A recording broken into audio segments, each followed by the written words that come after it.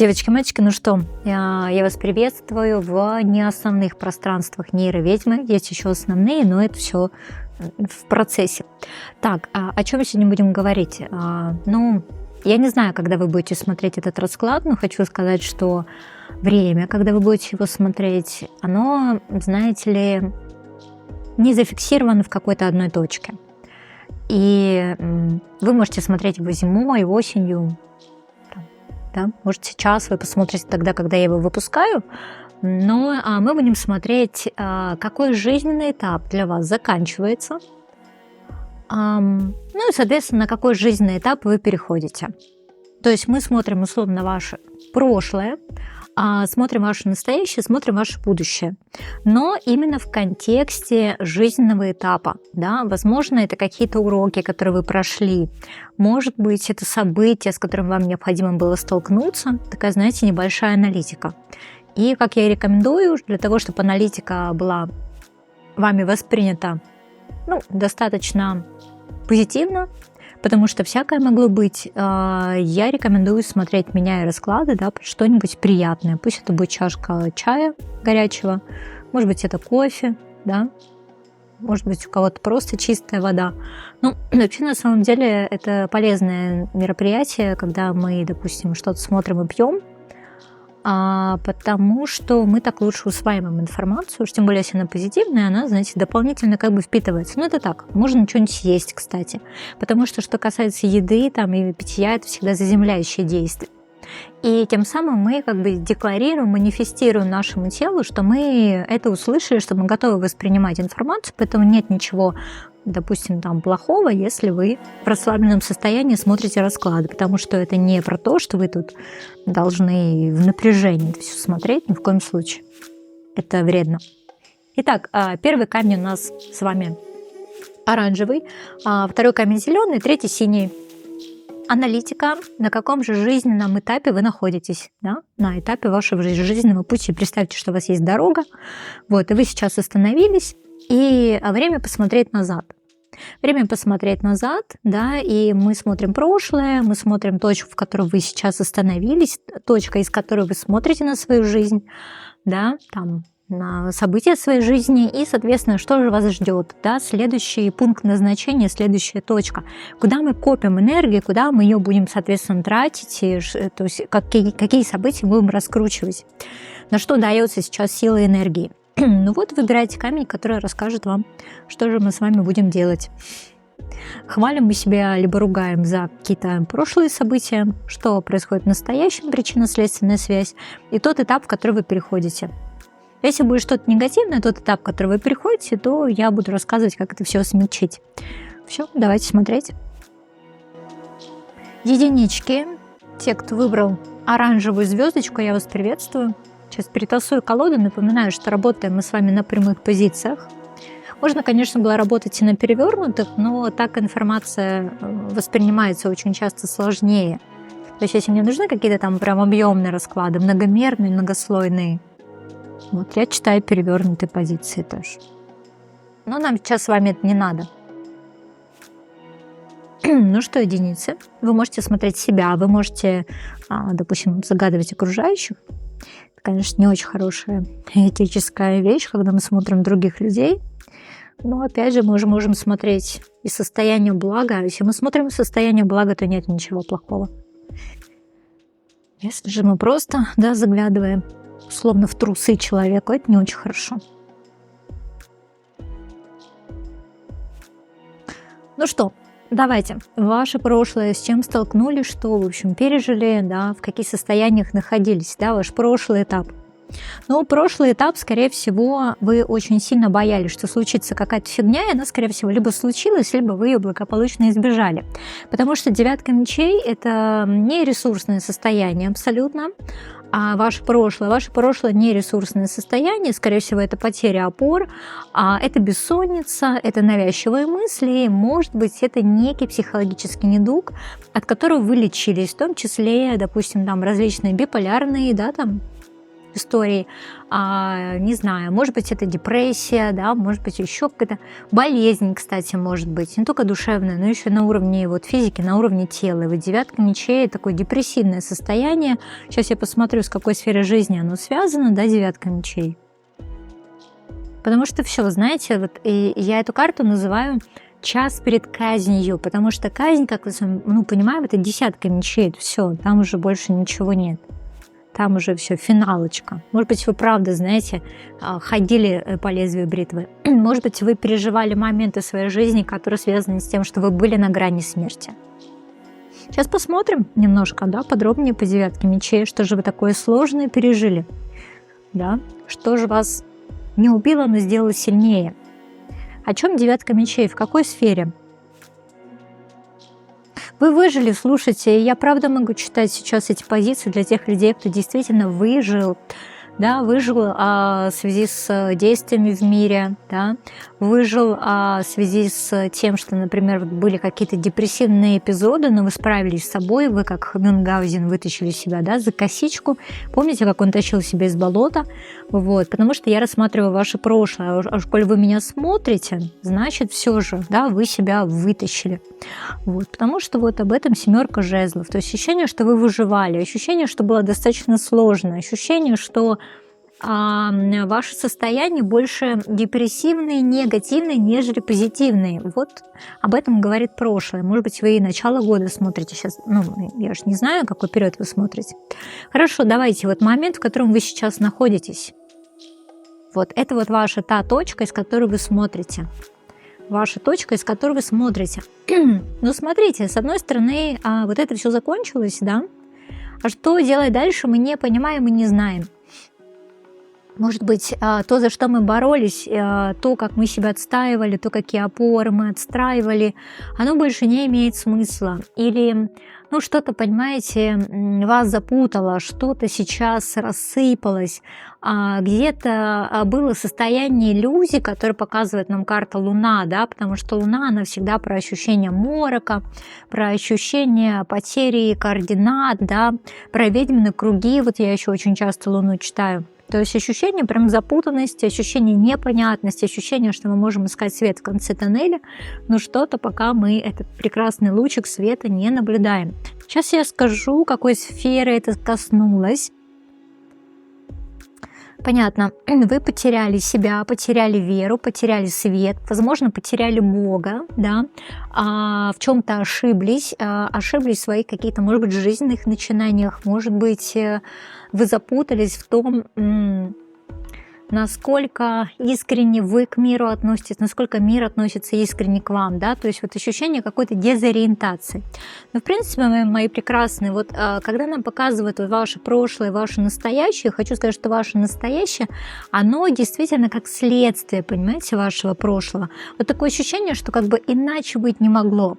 И вот сейчас это некий период выздоровления, и это, знаете, как, может быть, бывает такое после родов, да, если так метафорически сказать, у ребенка же или у котенка даже, да, закрытые глазки, или, например, ребенок, когда рождается, ему же дико страшно, он проходит сквозь родовые пути матери, и как бы ему страшно, и считается, что это самый жуткий страх, который может испытывать человек, да, маленький человек, и как он все это помнит, и сколько травмирующих обстоятельств могут быть, и как у нас мозг потом все это помнит и воспроизводит, потому что это очень важный момент. Так вот и здесь у меня ощущение, понимаете, что либо вас как-то опустошили, знаете как, вот вы как будто после тяжелой битвы куда-то, понимаете, выползаете просто, или вот вы бились с течением океана, чтобы он вас не поглотил, вас как будто вот выкинуло на берег, да, и вы в дезориентации, вы не понимаете вообще, что делать, вы не понимаете, как играть по этим правилам, да, вы как бы вот не понимаете, потому что есть ощущение, что у вас была определенная путеводная звезда, пусть нам ее не показывает, но, знаете, как аналог рыцаря жезлов, а теперь ее Луна закрыла, и мы не понимаем, что делать, куда идти. Окей, давайте смотреть наше будущее, тот этап, к которому мы сейчас уже подошли и в который уже необходимо шагнуть, потому что пока это наше настоящее. Но есть вполне закономерный процесс, куда мы перейдем, ну, видимо, согласно вот этим вот всем да, сценариям, да, по которым идем. Что нас там ждет в будущем? Это красивая история, потому что, во-первых, она про любовь к себе. Во-вторых, она про обретение, если вам уж так нужно, наставников, да, источников новых, на которые необходимо уже можно опираться. Может быть, это новые чувства, соответственно, может быть, это состояние партнерства, может быть, если кому-то важно, это долгожданная фертильность рождения ребенка, потому что, обратите внимание, здесь на десятке чаш представлен вот младенчик, которого она тащит за собой. Если вы сейчас мне скажете: Ань, ну как-то вот какая фертильность, мне там уже не 26 условно, я хочу сказать, что это действительно что-то новое, это рождение новых проектов, да, это, не знаю, рождение каких-то новых сценариев, понимаете, в вашей жизни. Вот вы писали все время сценарий драмы, а сейчас вы пишете сценарий в новом ключе. Может быть, это будет комедия, может быть, это будет мелодрама, понимаете, может, еще какой-то жанр. От вас зависит. Но при этом смотрите, как красиво вот мы выходим в эту десятку чаш. Из королевы мечей, да, то есть мы заново здесь открываем сердце, заново, да, то есть, видимо, мы обретаем состояние внутреннего благополучия, да, ощущение, наверное, доверия к миру, потому что самой по себе вот королеве мечей ей любить сложно. Если мы с вами даже будем рассматривать стихиальную магию, да, там, те же самые сильфы, которые считаются вот духами стихий, ну, потому что как бы мечи — это же воздух, да, стихия, вот, они же не про эмоции совсем. Они совсем не про эмоции. Она показывает, как наша безэмоциональная сторона, да, она действительно из состояния контроля, из состояния, что я смотрю на все немножко сверху, она становится мягкой и любящей. И, скорее всего, это прям необходимый этап. Необходимый этап. Вот такая вот интересная позиция.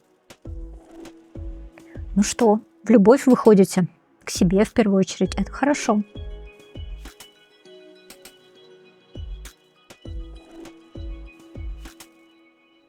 Двоечки.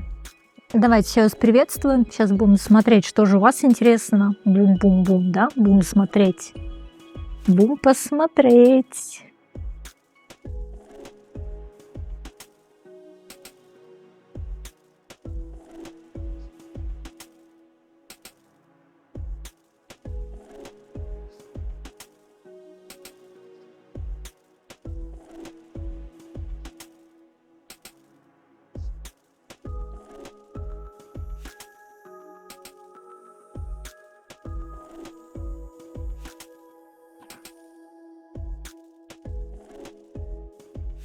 Это ваше прошлое. И это прошлое больше не имеет над вами власти. Не нужно тащить его в настоящее. Ну, сейчас будем смотреть. Если карты будут не очень позитивные, то, соответственно, я вам, в общем, трактую их, обходя острые углы. Да? Соответственно, если позитивные, то усиливаю на личной силе, да, на силе, с которой я работаю, значение этих карт лично для вас. Окей, а настоящее? Настоящее, говорю, да? Ладно, это прошлое. В прошлом все было хорошо, возможно, это семья, это ситуация солнца, да, это максимальный расцвет, это может быть связано с вашей карьерой, карьерным ростом, это может быть связано с тем, что вы наконец-то нашли ту землю, на которой вы хотите жить, или вы нашли источник денег, который вас радует, и вы там, условно, вам зарабатывать проще, и вы меньше выгораете, да, и это дает вам, допустим, карьеру, там вот солнце, рост и так далее. Но вообще на самом деле это не сильно карта карьеристов солнца. Она больше семейная, она про деток, она про... Знаете, это вот по большей части это мягкое солнце. Это не летнее солнце, которое обжигает, и оно действительно может приносить там боль там и прочее. Это вот такое вот больше, наверное, весеннее солнце, которое питательное солнце для того, чтобы благополучно, да, что-то росло, да, чтобы цветы там распускались, соответственно. Это солнце роста, и это ваше прошлое, и это прекрасный этап, да, который вы пережили. Может быть, те этапы, на которых вы будете там в дальнейшем находиться, они еще лучше будут, как знать, а может и хуже, потому что уже был пик, уже был расцвет. Сейчас посмотрю в какой сфере, с чем связано. Ну, чтобы как бы вы понимали, да, что это ваше, но это прошлое. Скорее всего, сейчас уже другие энергии, не энергии Солнца. Итак, Солнце и Верховная Жрица. Ну, смотрите, тут, наверное, про то, что вас, правда, могли направлять да, Солнце. А здесь про то, что вы, правда, могли получать какие-то призы, награды, грамоты, потому что я тут немножко почитаю Солнце как достижение, Верховную Жрицу, например, как документы. То что тоже такое может быть, мы можем смотреть практически какие-то события. Или, например, это очень интересные отношения, которые стали возможны после терапии. Потому что здесь вот Верховная Жрица, она показывает на баланс, да, где вы человека не давите, и, в принципе, с ним как-то вот нормально развиваетесь. В общем, смотрите, со всех сторон период в вашу жизнь был благостный. Благостный, благоприятный. Боже, еще и рыцарь чаш, эмоционально, чувственно наполненный. Окей, хорошо. Что сейчас у нас происходит в настоящем? А в настоящем, скорее всего, этот период, он сменяется, вот период активного роста, опять же, по солнышку, он сменяется таким периодом умеренности. И если, например, вы немножко про язычество, вам знакомо, да, такое понятие, как колесо года. И, соответственно, у нас есть солярная, да, часть, и как бы есть часть, которая у нас отвечает уже больше за Луну, и это условно теплое, горячее, и там холодное, мертвое, к примеру. И вот сейчас такое время, когда вот ваше теплое, горячее немножко остыло, потому что в состоянии умеренности сильно нет больших каких-то достижений, сильно нет каких-то как позитивных, так и негативных моментов, как-то все ровно. Все ровно, и, как правило, вот этот период наступает в нашей жизни перед большими путешествиями, потому что, ну, путешествия можем читать как буквальное путешествие, куда-то надо отправляться уже. И, возможно, у вас, знаете, такое подсознательное чемоданное настроение, потому что в умеренности мы выкидываем все лишнее. Это аналитика. То есть у нас с вами период аналитики. Чего касается? Чего касается? Если семья, то взаимоотношения ровные, да?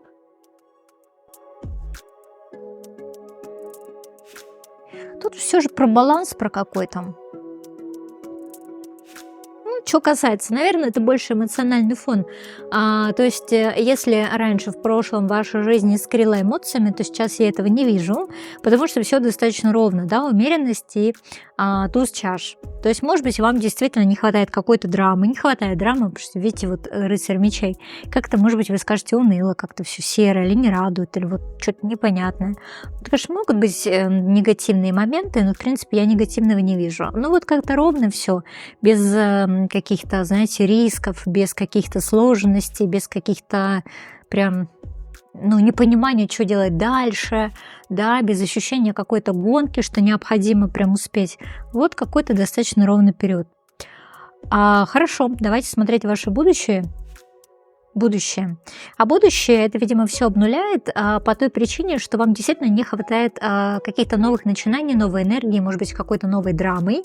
Но опять же, если мы все-таки рассматриваем человека, который сейчас находится в отношениях, то вполне возможно вот этот момент фертильности, да, и момент вот того, что я понимаю, что у нас стабильные отношения, и вот это может принести беременность, потому что мы что-то можем читать как действительно там ребенка.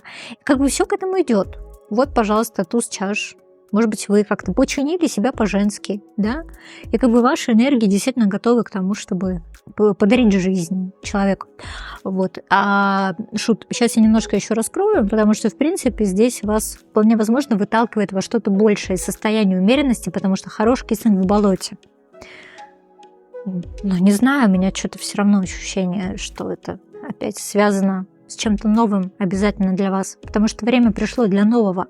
Как будто вас, знаете, вот с точки зрения высших сил, как будто готовили к этому новому, и, может быть, я даже буду говорить, что хранители рода ведут вас к определенной миссии. Эта миссия связана с семьей, понимаете? Поэтому сейчас, на самом деле, необходимо беречь себя, необходимо беречь свои ресурсы, ну, потому что вот просто в скором времени это, правда, знаете, вот понадобится вот лично вам, да, и вот, возможно, вашему будущему ребенку. Потому что, смотрите, здесь у нас, в принципе, мы починили нижние чакры, да, и мы починили анахат, да, десятка чаш, маг. Ну, смотрите, еще о чем десятка чаш маг, это про то, что мы сами создаем свою реальность, и мы сейчас мягко переходим к тому, что мы формируем, создаем ту реальность, вот, которая нам нужна. А знания у нас есть, потому что вот, пожалуйста, Солнце, Верховная Жрица, да, прям расцвет жречества, видимо, вы там как-то связаны с богическими историями, да? Ну, если нет, то очень осознанные. Тут ощущение, что вы как будто умеете все по полкам раскладывать. Вы знаете, человек, который вышел там, не знаю, из терапии или там прожил, не знаю, старшие, младшие арканы, потому что есть ощущение, что как будто вот у вас правильно настроены шестеренки, знаете, в вашей голове, и ваши часы четко-четко работают. Очень интересно, конечно. Троечка, ну что, я вас приветствую. Давайте смотреть происходящее с вами.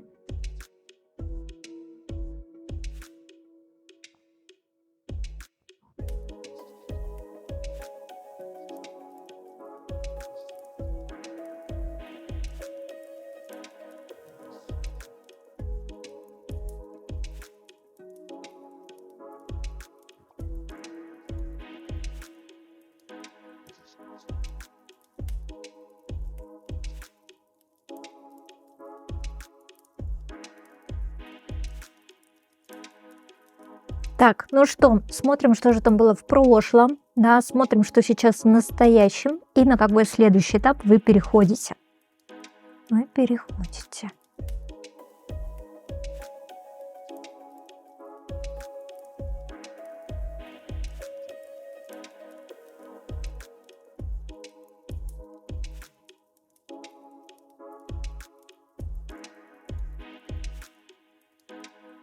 Давайте прошлое ваше. Ну, смотрите, прошлое ваше. А, Я могу, знаете ли, позитивно читать короля мечей и негативно. Потому что, собственно, если мы читаем как фигуру, явно это расставание, да, это либо человек с холодным сердцем, либо просто расставание, да, какой-то бывший король мечей. То есть мы здесь можем таким образом смотреть. Если читать более метафорически, это значит, что вы могли, правда, принадлежать какой-то очень жесткой системе. Вот такое, например, бывает, когда вы всю жизнь там работали в банковской среде, там, да, или там, я не знаю, в юстиции и прочем, а потом вот в какой-то момент все, вы выходите в свободное плавание, далее, например, в бухгалтерии вы увольняетесь, к примеру, потому что, ну, все уже, ресурсы нет или не хотим, или хочется вот что-то еще. Вот об этом, понимаете, король мечей. Сейчас посмотрю, какой сферы жизни это касалось у вас. Ну, такой, знаете, вот, наверное, момент сигнификации, потому что все знают свое прошлое, да? Потому что все знают свое прошлое. Так, король мечей, да, скорее всего, вот, связан либо с работой, либо с семьей, потому что карта Иерофанта. Карта Иерофанта, да, вот, король мечей, собственно, Иерофант. Ну, часто очень проигрывается как развод, и, скорее всего, развод достаточно болезненный, иначе как-то вы бы прям сильно это вас бы так сильно не триггерило, что это прям в вашем подсознании, сознании что-то карты считывают, да, ну или вот увольнение, да, то есть получается, что расставание с чем-то стабильным, либо семейным, либо рабочим. Что у нас еще? Вот, 4 мечей, 2 мечей, еще как будто все перекрыто прям вообще, да. Или этот человек, знаете, мог действительно все закрыть, перекрыть вот, для вас. Ну, бывает такое, знаете, увольнение, а я такая думаю, а что делать, куда идти дальше? Потому что там мечи, и действительно было ощущение, как бы, что вы сидели в клетке. Потому что такое вот бывает, например, если абьюзивные отношения, да, женщина себя не чувствует там женщиной, она в рамках запреток, понятно, что это все травмочки отыгрываются, однако как-то ей же плохо. Вот об этом, ну, может говорить ваше прошлое. Вот вам точно было нехорошо здесь. По 4 мечей нехорошо, по 4 мечей нет энергии, а 4 мечей болезненность некая такая, которую вы, скорее всего, скрывали от окружающих. Может быть, говорили, да, мне все хорошо, да все нормально. А там сердечко, конечно, очень сильно переживало. Вот это я просто сама смотрю, вам в камеру не показываю. Хорошо, давайте смотреть, что в настоящем сейчас. В настоящем ощущение все-таки, что вы еще не вышли из вашего прошлого, потому что 5 чаш. 5 чаш — состояние сожаления. Я надеюсь, что вы не пристрастились к алкоголю или каким-либо зависимостям, потому что черная дыра внутри, необходимо ее чем-то заглушить, соответственно, и мы начинаем там эмоции заедать свои бутербродами, да, в ночи, к примеру, или чем-то сладким, да, или это другого рода зависимости, как психологические, так и всяко разные. То есть по пятерке чаш они возможны, потому что причинно-следственная связь, да. Я тоскую по прошлому, я не хочу быть наедине с этой болью, я пытаюсь ее заглушить. Хотя карты дьявола нет, вот видите, пятерка чаш тоже можно читать, потому что вы правда еще до сих пор переживаете расставание.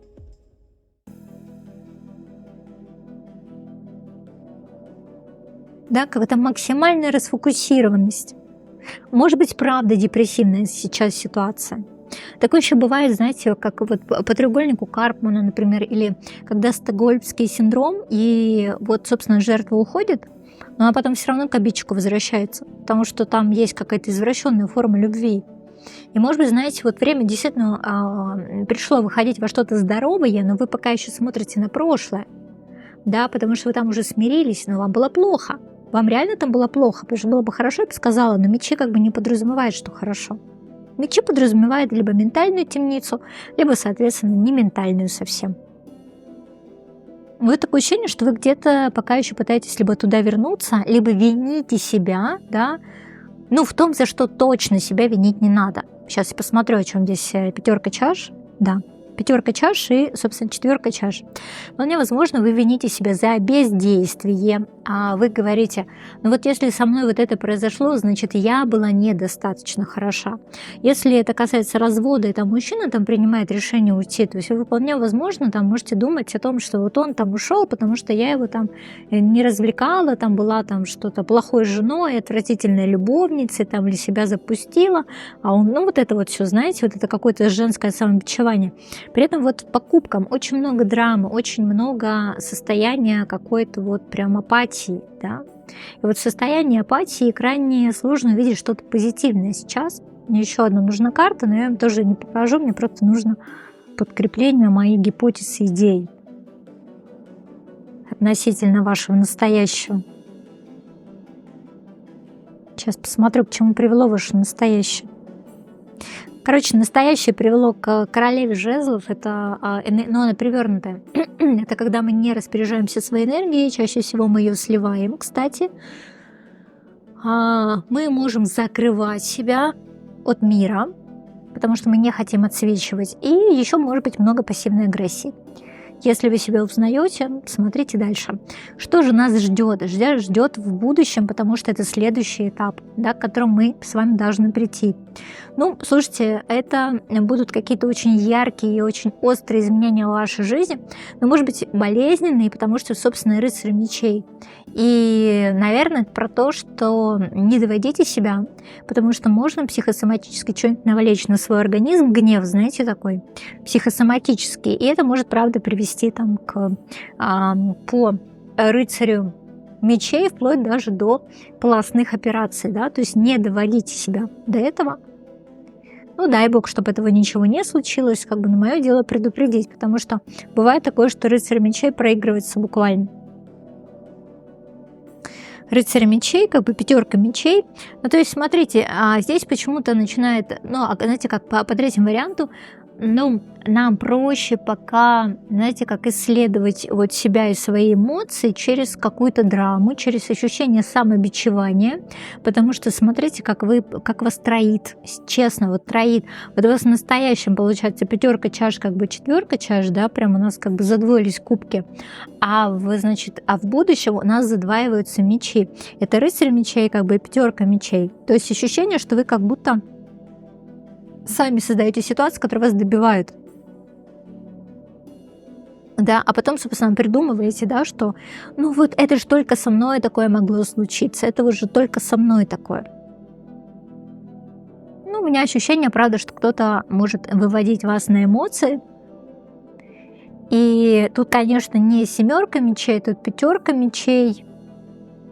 Но ощущение, что вот если вы действительно будете вот в таком состоянии, вот этом расхлябанном и жертвенном, чересчур, то настоящее, как бы, понимаете, будет вам это все показывать, да, через людей, которые будут обращаться с вами очень жестоко, чтобы подсветить, как вы на самом деле к себе относитесь. Да? Вот есть же такая фраза: да не убивайся ты так. И бывает, что человек не осознает еще, что он убивается, да? а убивается тем, что вот как бы, ну, ситуация, которая вокруг него происходит, они реально его убивают. Либо убьют, либо сделают сильнее, понимаете? Давайте бонусную историю на третий вариант. Зачем это нужно? Ну, чтобы вы просто вышли из вот этого состояния, потому что тройка жезлов – это новый выход, да, это новый путь, это как бы новые возможности. Но как бы ваш негативный опыт – это про то, что я очень боюсь все же, да, принимать решения, потому что те решения, которые я принимала или принимала раньше, либо были высмеяны, либо опозорены, да, либо вот ощущение, что мне вставляли палки в колеса и просто в какой-то момент убедили там, что, ну, меня, что я полное ничтожество, и, соответственно, я поэтому боюсь двигаться вперед. И будущее как бы вам показывает, да, что если вы выходите из вот этих сценариев, что у вас что-то не получается, у вас все начинает получаться, потому что тройка жезлов – это на самом деле, ну, самая прекрасная все же карта в этой колоде, ну, именно вот в этом раскладе для вас, да, в этом раскладе как бы вот эта карта.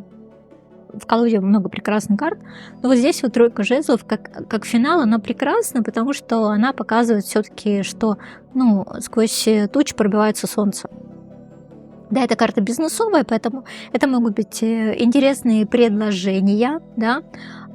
Это может быть работа, например, не в вашем городе, а когда вот вам делают приглашение, да, это может быть начало какого-то нового проекта, но здесь уже идет какая-то совместная работа, потому что в тройке жезлов редко участвует один человек, а она, как правило, карта командная. Вот обратите внимание, что парусник уже действительно готов причалить. Но вот вы, знаете, стоите на берегу, скорее всего, и вам кажется, что это пираты, вот. Вы, видимо, близорукие не рассмотрели этот парусник, поэтому вы действительно готовы его уничтожить, потому что вам кажется, что это не к добру, да? А вполне возможно, это те самые алые паруса, которые вы ждали, наконец-то дождались.